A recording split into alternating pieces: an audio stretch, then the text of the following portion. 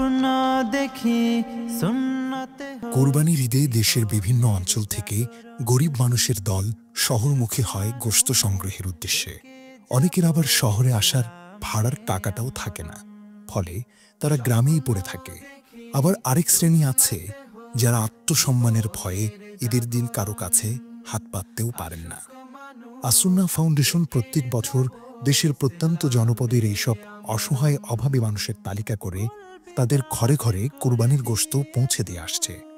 আমরা দেখেছি কুরবানির গোশত পেয়ে অনেকেই তাদের আবেগ ধরে রাখতে পারে না, অনেকের চোখ অশ্রু সজল হয়ে পড়ে।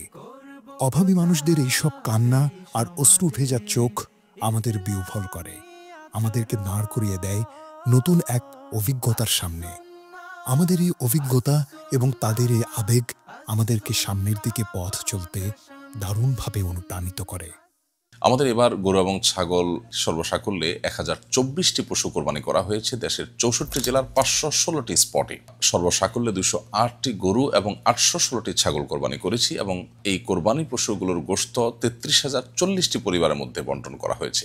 কোরবানির এই কার্যক্রমটি আমরা শুরু করেছি 2019 সালে এবং ধারাবাহিকভাবে আমরা প্রতি বছর এই কোরবানির কাজ করে আসছি এবং সপ্তমবারের মতো এবারও সেটি আল্লাহ তাআলার অশেষ অনুগ্রহে সুসম্পন্ন হয়েছে এবং রেকর্ড সংখ্যক পশু এবার কোরবানি করা গেছে।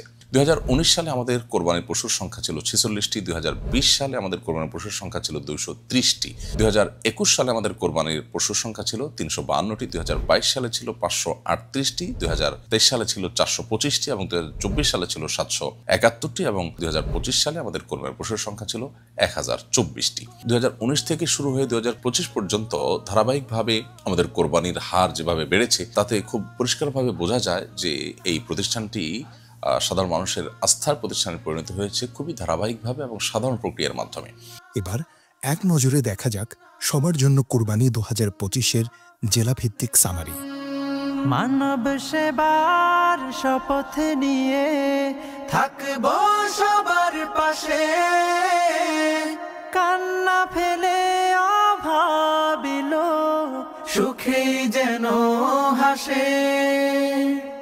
বেকার জনে খবর নেব, দুঃখীর ঘরে সুখ বিলাবো, এতিম শিশুর দিন রাঙিয়ে জান্নাতে চাই কেন।